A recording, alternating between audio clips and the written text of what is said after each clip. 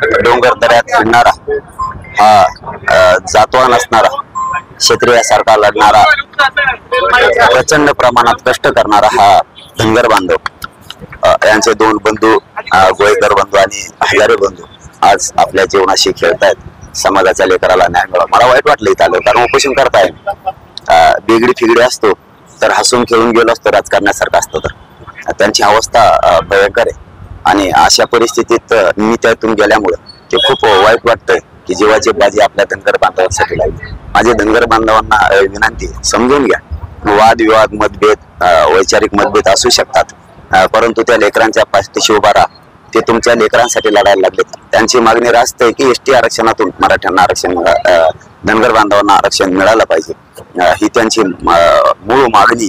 आणि कायदेशीर घटनेत धनगर बांधव एसटी आरक्षणामध्ये, तर त्यांना त्यांची मागणी मान्य झाली पाहिजे, त्यांना ते आरक्षण मिळालं पाहिजे। कारण ते कुठं कायदा सोडून घटना सोडून बोलत नाहीये, त्यांचा आहे तो हक्क ते मागायला लागलेत। आणि सरकारनं त्यांच्या उपोषणाची दखल घेऊन धनगर समाजाला न्याय दिला पाहिजे। कारण धनगर समाज सुद्धा शेवटी काय असतं बरं का, राजकारण हे राजकारणाच्या ठिकाणी असतं, समाजकारण हे समाजकारणाच्या ठिकाणी असतं, परंतु त्या समाजात खूप गरीब समाज, त्यांची मागणी घटनेच्या नुसार तर त्यांना मात्र न्याय मिळाला पाहिजे, ही माझी प्रामाणिक भूमिका। धन्यवाद। गिरीश महाजन लातूर जिल्ह्याचे पालकमंत्री आहेत। धनगर बांधवांची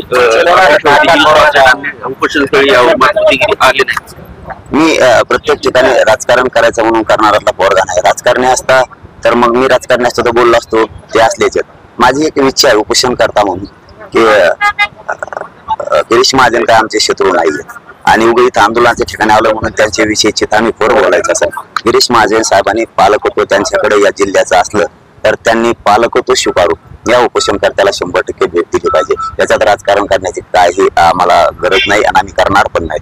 पण त्यांच्याकडे पालकत्व म्हणल्याच्या नंतर गिरीश महाजन साहेबांनी या लेकरांच्या चेहऱ्याकडे बघितलं पाहिजे की त्यांचे आज खूप दिवसापासून हाल चालले।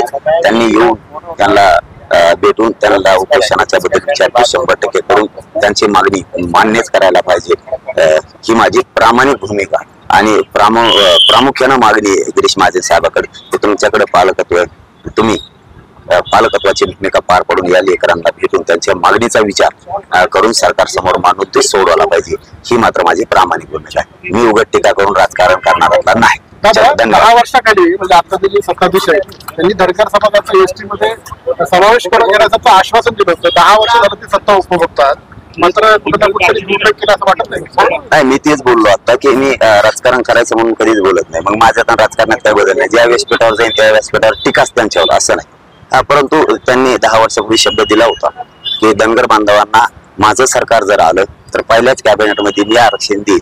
त्यांनी ती भूमिका पार पाडावी।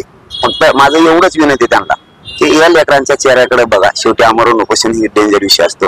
हे समाजाच्या हितासाठी लढायला लागले, धनगर बांधवांच्या गोरगरिबांसाठी लढायला लागले। यांच्या पाठीशी समाजानंही उभा राहायला पाहिजे आणि सरकारनं सुद्धा यांच्याकडे लक्ष देऊन इथं भेट देऊन स्वतः त्यांच्याशी चर्चा करून ही त्यांची मागणी एसटी आरक्षणाची मान्य केली पाहिजे। काही धनगर बांधव मराठा आरक्षणाला विरोध करण्यासाठी ओबीसी उपोषण करतायत, त्यांचा याच्याकडे लक्ष नाही, त्यांना काय सांगणार? नाही, मी त्यांना विरोधकच मानला नाही, त्याच्यामुळे सांगणार नाही। विरोधक जर मानलं असतं तर सांगितलं असतं।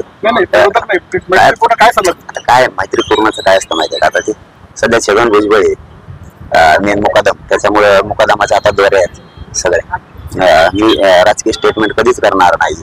मी इथं धनगर समाजाच्या लेकराचंच बोलणार आणि मराठा समाजाच्या लेकराचंच बोलणार। ज्यांचा त्यांचा विषय ते का आले नाहीत, कमून आले नाहीत, हा त्यांचा प्रश्न आहे। मी नाही टीका करणार, परंतु मी मानवता धर्म दाखवला, माणुसकी दाखवली। मला यावंसं वाटलं, भेटावंसं वाटलं। त्या बंधूचे सुद्धा फोन होते की तुम्ही आलाच पाहिजे, आणि मी धावत त्यांच्यापर्यंत आलोय की मला त्यांच्या जीवाची कळकळ होती, कारण मी त्यातून आलेलो आहे। त्या लेकराची मागणी मान्य व्हावी ही माझी अपेक्षा आहे। पहिल्यापासूनच एकजूट आहे। कोण म्हणतं एकजूट नाही? धनगर बांधवांची, ओबीसी बांधवांचे, गाव खेड्यात एकजूटच आहे आमची। गोरगरीब मराठ्यांची, आमची सगळ्यांची एकजूटच आहे। हे आमचे नेते काही धडाचे येत नाही, त्यांचे काही नाही, एवढंच। चला, धन्यवाद। आवाज बहुजनांचा।